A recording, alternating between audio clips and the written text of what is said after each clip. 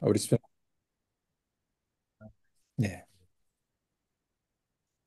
여기 창세기 1장 사람 창조에 대한 고인류 유전학적 관점으로 보는 가설의 문제점. 이제 가장 여기가 뭐 조금 얘기했던 부분이 있긴 했었지만은 조금 정리를 좀 해봤어요. 이것도 이제 챗GPT가 이렇게 정리를 했어. 챗GPT가 참 일을 잘해요. 보면은 그래서 여기 이제 이거 우리가 그 고인류 진학적이라는 말은 이제 창세기 1장에 나와 있는 사람 창조 이야기를 보편적 인류, 네안데르탈인으로 보고 창세기 2장은 사람 창조로 보는 것이 이제 고인류학적 견해인데 근데 이제 어, 여기는 그 이야기 전에 이제 그 창세기 1장과 2장의 창조를 따로 구분을 하질 않고 우선은 그냥 아담과 하와 외에도 다른 그 훨씬 전부터 사람이 있었다라고 생각하는 이제 견해를 얘기하는 거죠. 그리고 어,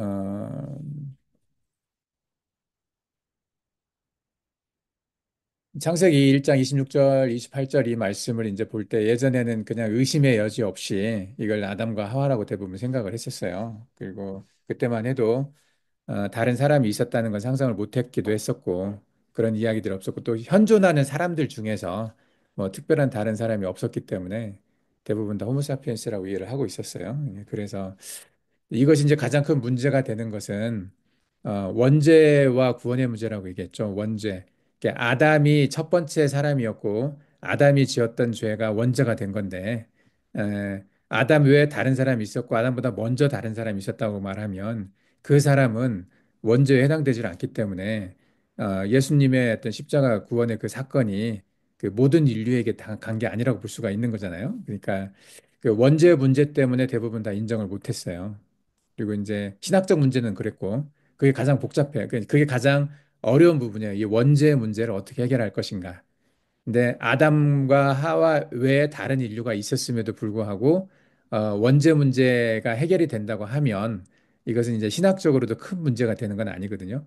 이게 신앙의 문제 아니라 신학의 문제이기 때문에 그걸 바꿀 수도 있는 문제이긴 한데 어쨌든 뭐 김성철 목사님이나 우리 저기 내가 이제 이야기를 했을 때 사람들이 이단으로 우리를 생각할 수밖에 없는 이유가 생각하게 되는 이유가 이제 이 문제거든요.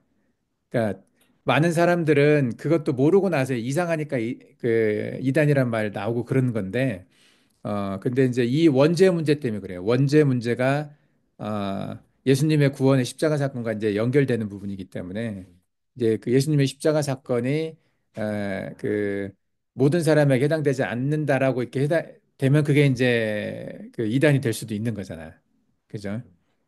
그래서 그 문제 때문에 사람들이 예민한 건데 이제 우리가 얘기하는 것은 이 네안데르탈인이 어, 영적인 존재가 아니라고 생각을 하기 때문에 그런 거죠. 예, 영적인 존재, 그 약속을 받고 만들어진 인류가 아니라고 생각을 하니까 원죄와는 상관이 없는 존재라고 생각을 해서 신학적으로도 문제가 없다라고 이제 얘기를 한 건데 어쨌든 이 과학적으로도 이제 진화론과 창조론이 계속 이제 오랫동안 이제 부딪혀 왔는데 이 우리가 얘기하는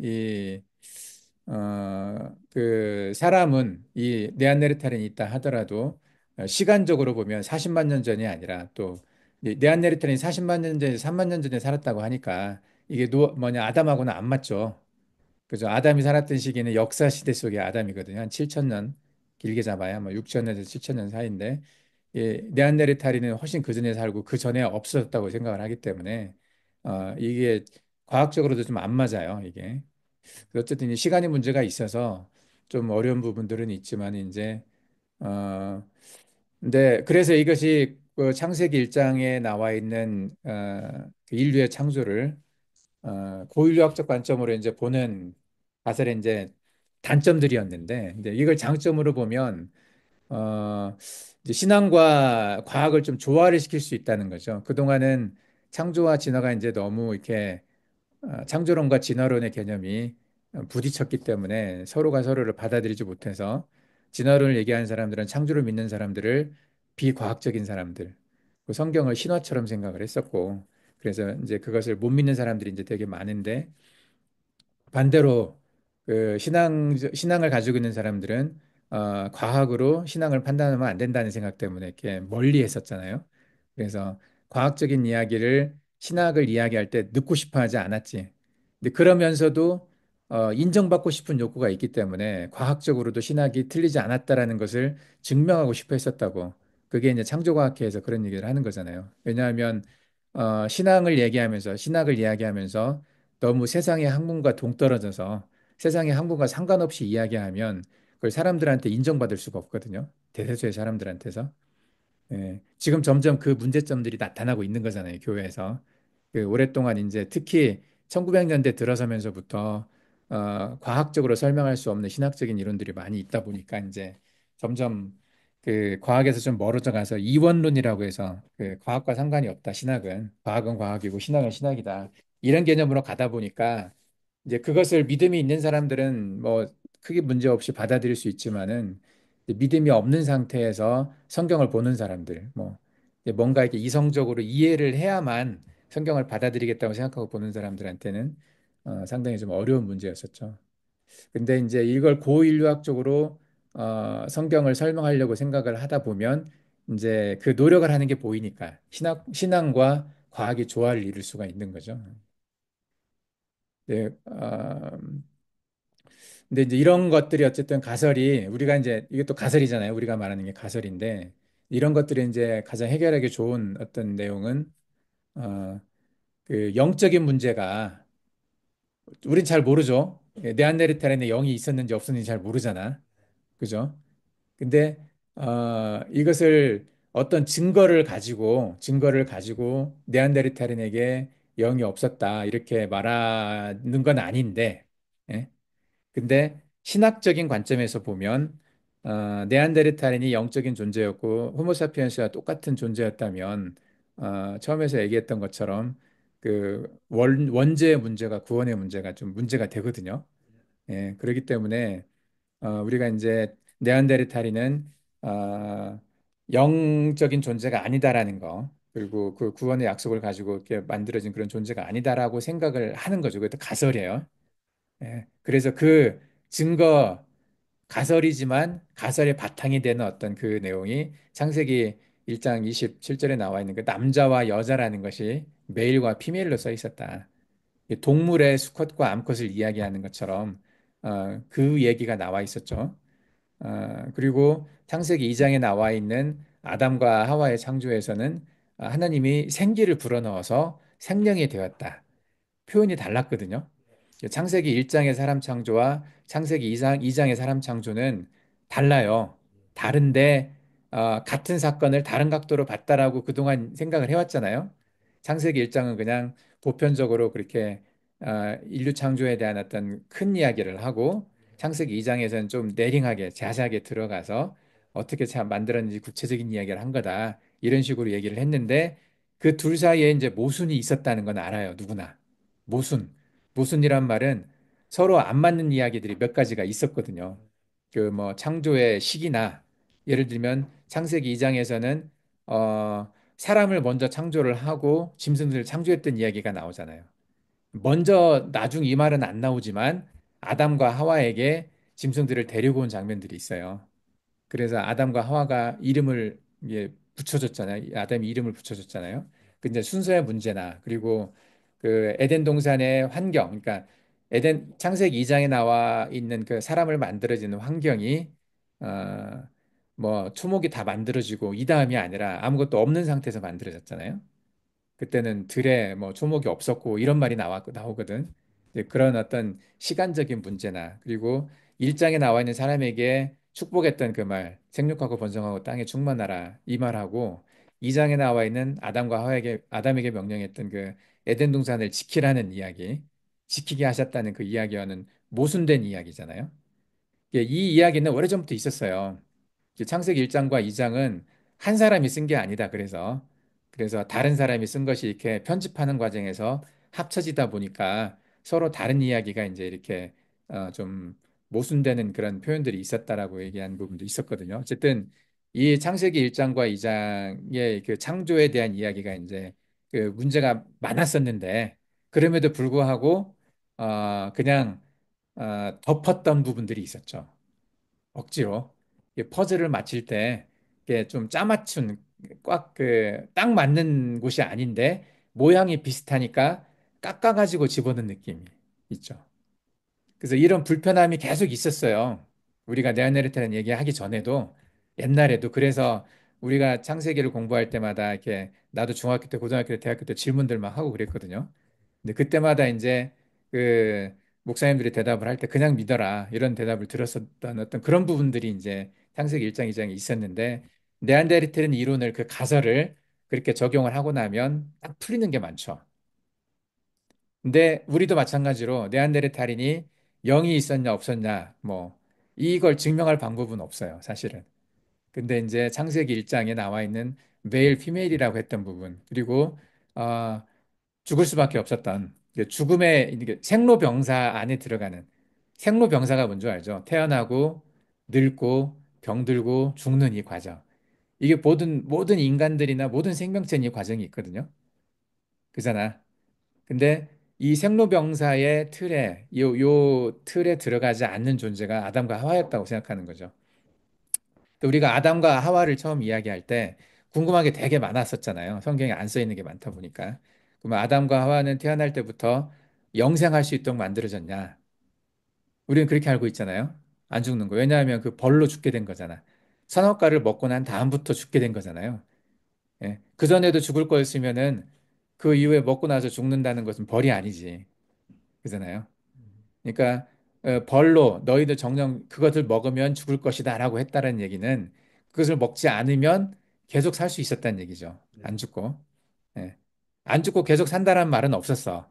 근데 먹으면 죽을 것이란 그 벌이 있었기 때문에 뭐 먹지 않았으면 살 수 있었다는 거죠. 그래서 처음 만들어질 때 보통의 육체, 보통의 몸을 가지고 있는 동물들이 갖고 있는 그런 생로병사 그 안에 들어가지 않았었다는 거죠. 그러니까 보편적인 인간 창조와 아담과 하와의 창조는 좀 달랐었다는 거지. 그리고 생기가 집어넣어지고 생명이라고 표현한 그 영이라는 단어가 나왔잖아요. 2장에서는. 근데 1장에서는 영이라는 단어가 없었어요. 그냥 메일, 피메일의 어떤 그런 어떤 우리가 가설을 세울 수 있을 만한 그런 근거들은 있어요, 성경에. 그래서 네안네르타리는 사람이었지만 영적인 존재로 창조된 사람이 아니라 그냥 보통의 짐승들처럼 만들어진 그런 존재였을 것 같다. 그리고 이런 사람들 말고 특별하게 하나님께서 또 에덴 동산에서 창조하신 그 호모 사피엔스는 원래 영생을 가진 존재였지만 그거 죄를 지었기 때문에 이제 원죄가 형성이 되고 그리고 몸이 네, 죽을 수밖에 없는 몸이 된 거죠. 그게 이제 창세기 6장에 나와 있는 육체가 되었다라는 표현이 있어요. 육체가 되었다. 창세기 6장에 나와 있거든요. 그 창세기 6장 그 앞부분에 나와 있어요. 이제 육체가 되면서 이제 그 생이 뭐 100년 정도밖에 안 될 거란 이야기가 나오잖아요. 예. 근데 그 육체라고 표현되는 그 육체라는 단어가 모탈이거든요. 영어로는 모탈. 필멸이라고요. 필멸. 죽을 수밖에 없는 존재라는 거예요. 그게 육체라는 표현이. 몸이 되었다는 표현이. 그죠? 필멸. 한국어로 하면 한자로 하면 필멸과 불멸이거든요. 임모탈은 불멸, 죽지 않는 존재야. 모탈은 필멸, 반드시 죽는 존재. 예. 그 육체가 되었다는 표현이 된 거죠. 전에는 그러지 않았다는 얘기잖아. 그게 그렇게 되었다는 얘기는 그러지 않았었는데 그렇게 되었다는 예. 그래서 이 차이를 구분을 하면 그 뒤가 쭉 이해가 돼요. 예. 그 내가 이제 세계관에 대해서 설명을 할 텐데 세계관도 두 가지로 얘기를 할 거거든요. 창세기 1장에 나온 사람들한테 하나님이 축복했던 그 장면하고 창세기 2장에 있는 어, 뭐 아담과 하와에게 축복했던 그 장면은 서로 다른 축복이잖아요. 그러니까 이게 창세기 1장에 있었던 사람이 가지고 있던 세계관과 창세기 2장이 가지고 있는 세계관이 다를 수밖에 없는 거지. 예. 이제 그런 개념이 좀 있어요. 그래서 여기 조금 이제 보강을 했어요. 그래서 이제 일반인들이 이해하기에 내가 이제 하는 얘기가 요한에 있었는데 보통 사람들이 성경을 봤을 때 어떤 게 더 이해가 잘 되겠냐는 거지. 창세기 1장과 2장을 같은 아담으로 생각을 하고 그 아담의 패밀리 안에서 성경에 기록되지 않은 수많은 사람들이 생산되면서 그 가인의 아내도 거기에서 나오고 에녹성을 지은 사람들도 아담의 아들들이고 뭐 여자의 후손도 아담의 아들이고 뱀의 후손도 아담의 아들이고 이렇게 이야기하면 그게 잘 이해가 되냐 이거죠. 일반 보통 사람들이 봤을 때. 이게 논리적인 허점들이 되게 많거든요. 그렇게 얘기하면. 논리적인 허점이란 말이 무슨 말인지 알죠? 이게. 아까 얘기했던 것처럼 퍼즐을 맞히는데 억지로 맞힌 느낌. 안 맞는 건데 원래 안 맞는 건데 막 잘라가지고 이렇게 뭐 밀어넣어서 그냥 겨우 끼워 놓고 나중에 이렇게 뭐 그 자리에 있지 못하지 그게 억지로 맞추면은 그죠? 언젠가는 이렇게 밀려 나오게 되거든요. 다시 흐트러질 수밖에 없는 그런 느낌의 논리였다는 거죠. 전에 우리가 이제 그 호모사피엔스 하나만 있었다고 생각을 할 때. 근데 창세기 1장을 네안데르탈인 창조로 생각을 하면 여러 가지 퍼즐이 맞아요. 그래서 보통 사람들, 믿음이 없는 사람들이 두 가지 얘기를 들었을 때 뭐가 더 논리적이라고 생각을 할 것 같아요. 어떤 이야기가. 그죠? 창세기 1장의 사람과 창세기 2장의 사람이 다르다는 걸 인정하는 것이 더 논리적이거든요. 예, 논리로만 따지면. 근데 창세기 1장과 2장이 다르다는 사람이 다르다는 것을 우리가 볼 때 그것을 성경을 부정하고 그렇게 말하는 게 아니잖아. 성경의 해석이 다를 뿐이죠. 해석을 그렇게 하는 거죠. 이제 가설을 세우는 게. 그래서 일반인들은 훨씬 그 우리가 세운 가설을 이해하기가 더 쉬울 거다.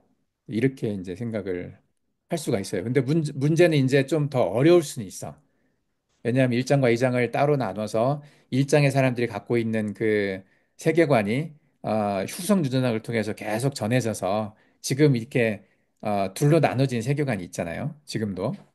근데 이제 그렇게 얘기를 하다 보면은 한쪽 세상을 더 얘기를 해야 돼가지고 더 복잡하고 어려울 수는 있어요. 근데 그럼에도 불구하고 지금 현재 내가 생각하는 수준에서 나는 훨씬 네안데르탈인을 받아들이고 인정하는 것이 더 논리적이라는 생각이 있어요. 그리고 그게 나의 신앙 양심이나 우리가 믿고 있는 구원에 나는 문제가 안 된다고 생각하거든요. 근데 이제 이 부분에 대해서 깊게 이해하지 못하면은 이제 그동안 알아왔던 건 다르기 때문에 거부감이 생길 수는 있어요. 그래서 이 그 가장 창세기를 바라볼 때 많은 질문을 하는 것이 특히 고 인류학을 이야기할 때 가장 많은 질문을 하는 것이 가인의 아내는 누구였나거든요. 가인의 아내가 갑자기 툭 튀어나와 아담과 하와와 가인과 아벨 이야기만 나오다가 가인이 이제 아벨을 죽이고 나서 그 가족을 떠날 수밖에 없는 상황에 이상한 이야기가 탁 나오잖아요. 그죠? 그 첫 번째 이야기가 내가 여기를 떠나면 사람들이 나를 죽이려고 할 텐데 예, 무섭다 이런 얘기를 하잖아요. 그러면 그 사람이 누구냐?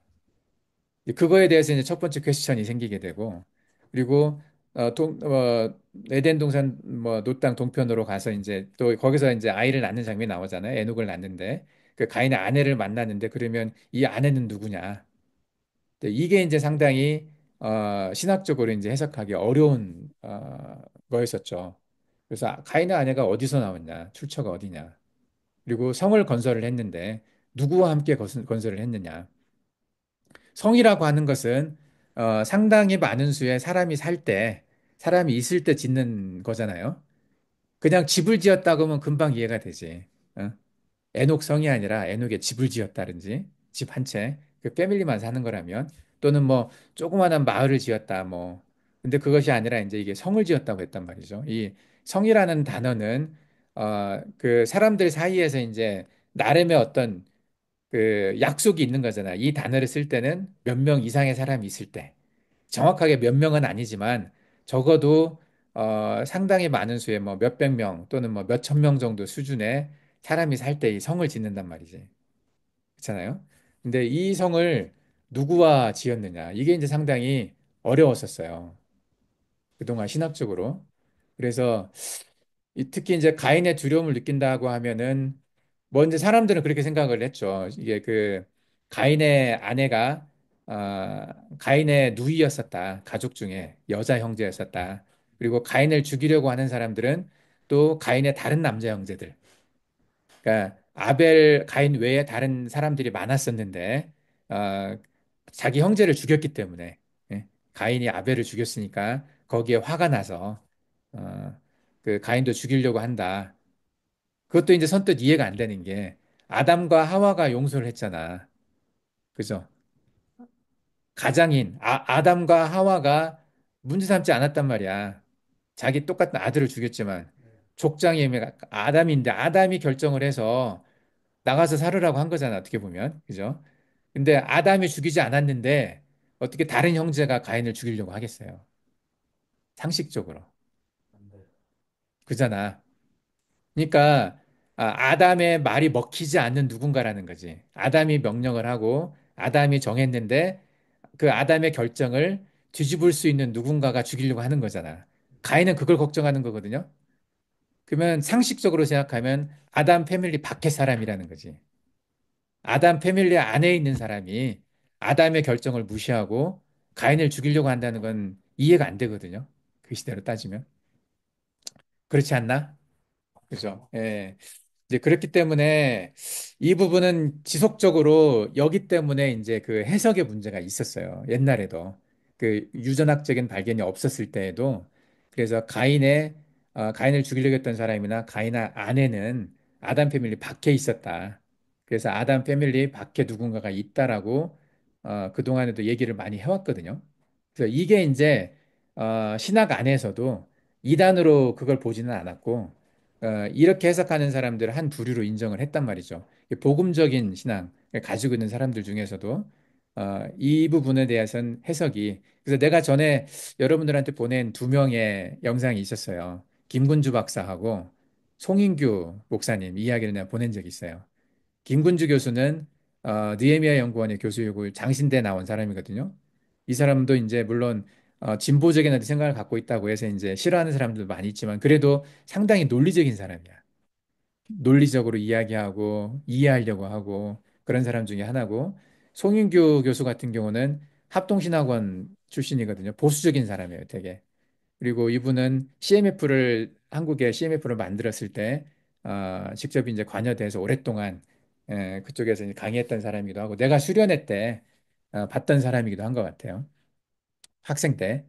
근데 어쨌든 이분도 아담 패밀리 외에 다른 패밀리가 있었다라는 것을 인정하는 것이 인정하는 쪽도 이단이 아니다.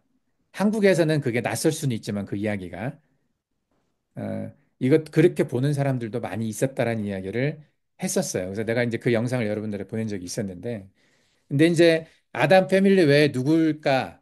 그거에 대해서 이분들은 그냥 똑같은 호모사피엔스라고 생각을 한 거죠. 누군지는 잘 모르지만 성경의 어느 시점에 만들어진 사람들인지는 몰라요. 모르지만은 적어도 이 가인의 아내와 가인의 두려움, 가인을 죽이려고 했던 사람들, 그리고 성을 만들 때 가인의 패밀리 외에 다른 패밀리들이 있었다는 얘기잖아요. 에녹성을 만들 때. 이제 그런 것을 생각을 해보면 어, 그 아담 패밀리 외에 다른 패밀리가 있었다라고 이제 그분들도 봤던 건데, 근데 그들은 어디서 왔냐? 그들은 언제 만들었냐? 이 부분에 대해서는 말을 잘 못했었죠. 근데 이제 고 인류 유전학적으로 이게 네안데르탈인이라고 생각하는 사람들을 이렇게 만들어졌다고 이제 생각을 하면 얘기가 훨씬 좀 편한 거죠. 에덴 동산 밖에 사람들이 있었다라고. 에덴 동산 안에서 아담과 하와가 살 때 에덴 동산 밖에도 사람이 있었다라고 생각하면 이제 좋은 거죠. 훨씬 해석하기가. 그래서 이제 고인류학적 해석으로 따지면 인류의 기원이나 뭐 가인의 아내와 다른 사람들, 가인의 두려움 이제 이런 부분들은 다 네안데르탈인과 연결해서 해석을 할 수가 있다는 장점이 있어요. 예. 예. 그래서 어쨌든 가인의 아내의 문제는 그래서 우리가 해결을 할 수가 있어요. 이게 지금 우리가 만든 그 네안데르탈인 가설을 가지고 있는 생각을 하면 그리고 이제 에녹이 나왔는데 그러면 에녹이라고 하는 존재가 첫 번째 아들이었던 에녹이 성경에서 말하는 네피림이잖아요. 하나님의 아들들로 봤죠, 가인을. 왜냐하면 아담과 하와의 자녀였기 때문에 그 호모사피엔스는 하나님의 아들들이었고, 왜냐하면 약속의 사람들이었잖아요. 하나님이 하나님의 아들로 삼으려고 만든 존재잖아요. 그리고 하나님의 입장에서는 미래와 현재와 과거가 없는 분이잖아. 그러니까 그때도 이미 하나님의 아들인 거죠, 아담은. 그쵸? 그러니까 가인도 하나님의 아들들이었어. 아들이었고, 뭐, 아벨도 그렇고. 그러니까 하나님의 아들인 가인이었고, 사람의 딸은 약속이 없었던 존재잖아요. 육체적으로 태어난 존재. 예, 그래서 그걸 우리가 네안데르탈의 여자라고 생각을 하면, 이 사람의 딸인 네안데르탈 여자와 하나님의 아들인 가인, 이들이 만났으니까 여기서 네피림이 나온 거죠. 그 첫 번째 네피림을 에녹으로 보는 거죠. 이 에녹. 그래서 이제 이 가인의 아들 에녹에 대해서 이제 히브리어 원어로 보면 여러 가지 의미가 있는데 에녹은 헌신하다, 뭐 가르치다, 성별하다 이런 이름의 선생이란 뜻도 있고 시조, 계시자란 뜻이 있어요. 첫 번째 사람이란 뜻. 시조라는 말은 첫 번째 사람이거든요. 이런 뜻이 있는데 이제 요 에녹이 첫 번째 네피림이었기 때문에 어, 뱀의 후손의 첫 번째 시작이었다라고 보면 되는 거죠. 네, 그렇게 생각을 그런 의미가 있고 이 가인의 아들 에녹은 성경에 언급이 없어요, 별로. 그냥 이름만 나오지. 성경에는 에녹성을 만들었다 이름을 따서 그러고는 뭐 그대로는 없어요. 근데 이제 그 위에 몇 번 나오는 게 이제 이 후손들에서 에녹의 이 후손들에서 이제 가인의 계보에서 어 여러 사람들이 이제 나올 수가 있죠. 특히 이제 뭐 니무롯이나 에서나 아말렉, 헤롯 이어지는 적그리스도의 계보 이제 시작이라고 보는 거고.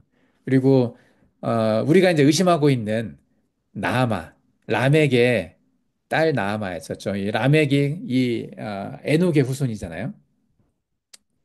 희한하게 이상하게 이 약속의 후손 안에도 같은 이름이 있고 라멕이 누구예요? 그 노아의 아버지가 라멕이잖아. 예, 그죠? 그 같은 이름들이 있어요. 그 성경에 나와 있는 라멕은 노아의 아들 라멕은 아니 노아의 아버지 라멕에 대해서 자세히 안 나와. 근데 이 에녹의 후손 라멕에 대해서는 좀 자세하게 나와요. 그 자세하게 나오는 게 그 자녀들에 대한 설명이 자세하게 나와 있어요. 아내들 이름도 나오지. 그리고 그 아들들의 이름도 나오고 딸의 이름도 나오거든요. 그리고 하나의 에피소드가 나와. 그 라멕이 누군가를 죽였어. 예, 죽이고 와가지고 그 아내들한테 이제 굉장히 힘든 이야기를 했어요. 내가 누군가를 죽였다. 뭐 내 마음의 상처로 인해 누군가를 죽였다는 얘기가 나오는데 근데 그 얘기가 야사의 책에서는 좀 자세하게 나와요. 그 스토리가. 누구를 죽였는지. 야살의 책에서는 가인을 죽였다고 나와요. 그 라멕이. 예, 가인을 죽였다고. 예. 그 라멕이 마지막 그 노인이 되어 가지고 이렇게 눈이 좀 어두웠어. 눈이 잘 어두워서 짐승 사냥을 하고 있었는데 저 앞에 이제 누군가가 있는 게 보여서 짐승인 줄 알고 화살을 쐈는데 그 화살을 쏠 때 옆에 있는 그 두발 가인이라고 하는 아들이 알려줬다는 거야. 예. 그 짐승이 있으니까 쏴도 된다. 근데 쏴서 봤더니 가까이 가서 보니까 그게 가인이었던 거죠. 할아버지잖아. 자기의 조상이잖아요. 예, 그래서 굉장히 슬퍼하고 분노하면서 그 두발 가인 때문에 가인을 못 알아보고 죽였다고 두발 가인을 죽인 거예요, 이게. 야사리처에 그렇게 나와요. 자기 아들을 죽인 거야. 자기 아들을. 예. 그것은 소년을 죽였다고 돼 있었어. 성경에서는. 예, 그래서 그것 때문에 굉장히 슬퍼해서 왔는데 또 누굴 죽였길래 슬퍼했나 했더니 야살의 책에 그렇게 나왔단 말이죠. 그래서 이제 두발가인의 그 어머니가 이제 신라였단 말이야. 이제 신라가 굉장히 흥분해서 이제 그 라멕을 막 죽이려고 했었대요. 근데 그것을 이제 조정을 해준 사람이 아담이었던 것 같아요. 아담이 그 라멕의 편을 들어서 실수로 그런 거니까 그러지 말아라. 이제 그러면서 이제 이렇게 용서를 했다는 그런 장면이 나와요. 그 야살의 책에. 예. 예, 아담한테 얘기한 거예요, 아담한테. 예. 그러니까 이 가인의 패밀리도 아 우리는 이제 그 우리가 생각하기에는 떠나가지고 서로 만남도 없고 그럴 거라고 생각을 하고 있었잖아. 예? 가인이 동편 노땅에 가서 따로 집을 살았고 따로 성을 가지고 살았고 이쪽 셋의 자손들은 다시 이제 다른 곳에서 경건한 셋의 자손들은 다른 곳에서 따로 살면서 이 두 패밀리 사이의 교류가 없었을 거라는 그런 구절은 하나도 없는데 왠지 그런 느낌으로 우리가 이제 살아왔단 말이죠. 왜냐하면 그쪽은 악의 세력이니까 뱀의 후손이잖아. 예, 예, 나눠가지고. 근데 그렇지 않았다는 거지. 예, 서로 결혼하고 서로 계속 교류하고 후손들은 사촌들이고 같은 패밀리잖아. 그러니까 거기는 계속 만났다는 거죠. 예. 예. 그래서 아마 노아가 나중에 그 라멕의 딸 나아마를 부인으로도 만들 수 있었다는 거지. 그러니까 그때는 유전학적인 어떤 그런 것들을 크게 생각 안 했을 수도 있고 하니까. 예, 어차피 이게 또 다 가설인데 성경에 정확하게 나와 있지는 않지만은 그러니까 우리가 생각했던 것보다 이 가인의 패밀리가 이 셋의 후손들과 멀리 있지 않았다는 거죠. 섞여 있었다는 거지 다. 예, 그러다 보니까 셈, 함, 야벳이나 이 안으로도 그 DNA는 들어올 수도 있었어요. 누군지는 모르지만은 함을 통해서도 올 수도 있었고. 예. 근데 아담의 실대손 에녹이 또 있어요. 우리가 아는 에녹. 우리가 이제 어제도 얘기했지만 이 아담의 실대손 에녹은 하나님과 동행했던 사람이거든요. 그래서 이 에녹에 대해서 야살의 책에 또 자세히 나와요. 상당히 자세히 나와. 이 에녹이 어떤 일을 했는지 꽤 길게 많은 얘기들이 나오거든요. 그래서 이제 성경을 보면 하나님과 동행했다는 것이 뭔지 잘 몰라요. 그냥 어떤 형태로 살았는지 그 삶에 대해서는 잘 안 나와 있기 때문에. 근데 이제 야살의 책에는 많은 이야기가 나와요. 이 사람이 이제 뭐 하늘에 올라간 이야기도 나오고 또 많은 세상의 왕들과 왕자들을 가르쳤다는 이야기도 나오고 또 세상의 그 왕들과 왕자가 누구였는지 어 이제 뭐 이렇게 네안데르탈인을 사람의 아들로 생각을 해서 따지면 아마 그쪽 사람들이 아니었을까 생각이 되는데 섞여 있었다는 거죠. 거기도 많이 이제 네피림들이 나면서 예. 그래서 네안데르탈인과 호모사피엔스는 나중에 많이 섞였으니까 여기는 여기도 나아마가 있잖아요. 그죠? 우리가 아담의 칠대손 에녹의 딸이 나아마였다고 해서 그 나아마를 첫 번째 저기 이게 이 나아마가 야벳과 함의 엄마 노아의 와이프였다라고 이제 야사리 책에 나와요. 이건 야사리 책에 이 나아마가 나오고 여기 나아마 그 가인의 계보에 있었던 라멕의 딸 나아마는 미드라시에 나와. 그게 노아의 아내였다는 말이. 야살의 책에는 이 아담의 그 칠대손 에녹의 딸이 나오고 미드라시에는 이 가인의 아들 에녹의 후손이 라멕의 딸 그게 이제 나온단 말이죠. 이렇게 부인으로. 예, 그리고 성경에는 안 나와 이름이. 예, 그쵸. 그래서 이게 좀 그래서 이제 여러 가지 상상을 하게 만드는 이유가 이제 그러는데 성경에 안 나와 있으니까. 근데 성경에 노아의 부인은 존재하고 이름은 안 나와 있고 그런 그 나와 있는 여자가 이제 에녹의 딸 뭐 이쪽 이쪽 여자는 성경에 나와 있잖아요. 그 가인의 계보에서. 근데 그러다 보니까 관계가 있지 않을까 생각을 할 수가 있는 거죠. 근데 요 에녹은 뒤에 이제 이 에녹에 대해서 얘기를 많이 한 사람이 요 사람이야. 우리가 예전에 봤나? 네, 알버트 파이크라고 얘기한 적이 있었어요. 이 사람이 쓴 책이 모랄스 앤 도그마라는 책을 썼어요. 이게 이제 1800년대 썼다고 나와 있는데 1889년에 뭐 이제 썼나 봐요. 여기에 이들의 시조를 에녹으로 생각을 해요. 에녹이라고. 근데 이제 이 에녹이 여기서 얘기하는 에녹은 아담의 칠대손 에녹이라고 하나님과 동행했던 에녹이라고 말을 하지만 그 에녹에 대한 설명을 보면 가인의 아들 에녹이 아닐까라고 생각을 하는 거죠. 예. 그래서 아까 이제 이게 두 에녹에 대해서 얘기가 있는데 가인의 아들 에녹과 아담의 칠대손 에녹. 가인의 아들 에녹은 첫 번째 네피림으로 타락한 자들의 시조였고 적그리스도의 계보에 속하고 뱀의 후손으로 해석이 되는 사람이고 그의 후손들은 가나안의 어머니 라막의 딸 나아마가 아니었을까라고 이제 생각을 하는 이게 이제 미드라시에 나와 있죠. 그리고 이게 이제 니무롯에서 아말렉 헤롯 등으로 이어져서 지금은 이게 이제 로스차일드 가문 쪽이 아닐까. 이제 유대인들의 엘리트 12가문이 있다고 하는데 그 가문 중에 누가 아닐까라고 생각을 하죠. 다일 수도 있고. 에도마이트로 이어지는. 근데 아담의 칠대손 에녹은 하나님의 특별한 사람은 하나님과 동행했던 사람이죠. 성경에 나와 있는 것처럼. 이건 그리스도의 계보에 속하죠. 이 후손을 통해서 예수님이 오셨어요. 그 택함 받은 하나님 나라의 백성의 모델이었고 하나님과 동행하는. 그래서 많은 사람이 에녹이라는 이름을 쓴다고 그랬잖아. 그렇게 살고 싶어서 하나님과 동행했던 사람이기 때문에 그 후손들이 이제 노아, 특히 이제 이 에녹의 딸이 노아의 와이프가 됐다라고 이제 그렇게 생각을 하니까. 그리고 아브라함, 다윗, 예수 그리스도로 이어지는 이 모델이었거든요. 그러니까 이 가인의 아들 에녹과 아담의 실대손 에녹은 전혀 다른 방향으로 살았던 어떤 그런 조상이고 똑같이 시조라는 그런 이름은 있죠. 조상, 시조 이런 뜻이 있는데 그래서 여기서 가인의 아들 에녹이 자기들의 시조라고 말을 하면 이상하잖아. 사람들이 이제 이 그 순수하게 생각을 안 할까 하면 프리메이슨을 그래서 프리메이슨도 아담의 칠대손 에녹이라고 말을 해요. 자기들의 조상을. 근데 이제 33도 프리메이슨이라고 이 사람이 그렇게 얘기를 하는데 이걸 어떻게 알았냐? 이 사람은 이 사람이 이 책에 썼던 말 중에 하나가 유전의 흐름을 알았단 말을 써요. 유전의 흐름으로. 유전의 흐름이 있어요. 유전의 흐름. 여기 써놨죠. 내가 이제 가로 열고 후성 유전자라고 써놨는데 이게 지금의 개념, 과학적인 개념으로는 후성 유전학이거든요. 예. 그래서 이 흐름으로 어떤 계기를 통해서 뭔가 이렇게 그렇게 알아진 거겠죠. 깨달아진 걸 텐데. 이 사람이 썼던 내용들이 상당히 그 의미가 있는 내용들이 써진 것 같아요. 그래서, 아이고, 여기 볼안 가냐. 여기가.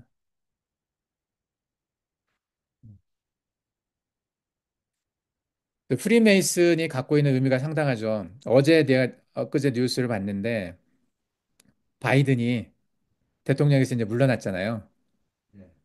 이 바이든하고 그 프리메이슨 그랜드 라치 그 그랜드 마스터하고 포옹하고 사진 찍는 장면이 있더라고요. 그래서 바이든이 공식적으로 프리메이슨으로 밝혀졌어요. 예. 그래서 영상과 사진이 이제 올라왔더라고요. 그래서 대통령 마치고 나서 이렇게 프리메이슨에 들어가서 이제 사진을 찍은 장면이 있었어요. 근데 내가 나중에 한번 필요하면 이제 공유를 한번 할게요. 나도 어제 그걸 처음 봤는데 지금도 이 프리메이슨은 존재하고 있고 상당히 이제 힘 있는 조직이죠. 세상에서. 예. 그래서 이 사람들은 그 거꾸로 보는 경향이 있으니까. 예. 어쨌든 이 시간이 일단 여기까지 좀 하고 조금 쉬었다가 다시 봅시다.